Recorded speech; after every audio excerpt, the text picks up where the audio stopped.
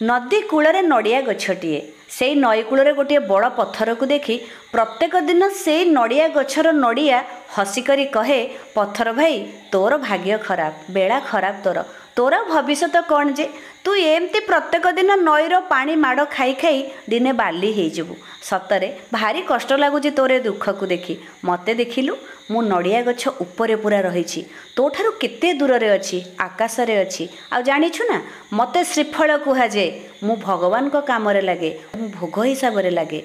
मो देहरे केते प्रकारर भोग सामग्री समस्ते तैयारी करंती आ भगवान को पाखरे मानसिक करी मते नहीं बाड़े थांती। तू कौन एई पत्थर नई पाखरे केते लोक तो देहरे गोड़ घसुछंती। प्रत्येक दिन नई पानीर माड़ खाई खाई तू धीरे धीरे घोरी ही जाऊचु। केते दुख सतरे तो जीवन, तू से तले सेमती पड़ी पड़ी तो जीवन जान जीव। सतरे भगवान को बहुत धन्यवाद, मत आनी एते ऊपर रखिछंती आ भगवान को काम रे मु लागुछि।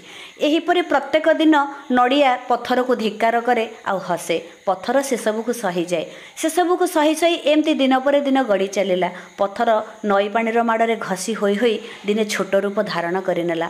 आ शालग्राम भाव में जड़े लोक ताकू नहीं मंदिर रे प्रतिष्ठित कराईदेले, मंदिर रे पूजा मध्य पाइला।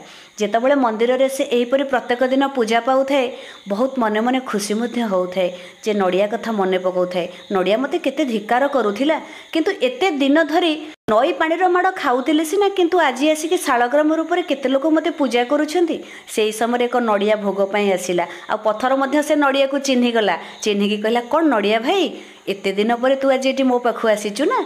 तू दिन थिला कहूथिलु मु आकाश रे अछि, तू नई तले अछु, घसी हेई कि दिने दिने तू बाली रे मिसी जीवु। किंतु देख तो भगवान मते आनी कोठी पहुंचाई देले। भगवान को कृपारु मु आज शालग्राम रूप में एठी पूजा पाउछि। शह शह लोक मते मुंडिया मारुछंती, मो पाखरे मानसिक करी जाउछंती। किंतु तोर अस्तित्व कौन देखिलु? एबे तू एठी माड़ खाइबु, तते खंड खंड करी दिया जीवो, काली को तू पुनी सढ़ी जीवु। किंतु मु एमती एबे पूजा पाउथिबि वर्ष वर्ष धरी।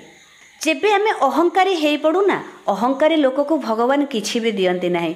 दिने ना दिने ताकू बहुत तल को खसीबा को पड़े। जेबे भगवान को पाखरे आमे समर्पण भाव रखू, भगवान ने ताको पाखरे हमको पहुंचाई दियंती आ बहुत सम्मानर अधिकारी मध्य बनाई दियंती। किछि लोक थांती अन्य लोक मानकु अहंकार रे गर्व रे पोक माछि परि व्यवहार करंती। मु एते बड़ स्थान रे अछि, मु एते बड़ चाकरी करछि, मु एते धनी, तांकर किछि भी नाही। पोक माछि परि से अन्य मानकु देखंती, गर्व अहंकार रे फाटी पड़ंती।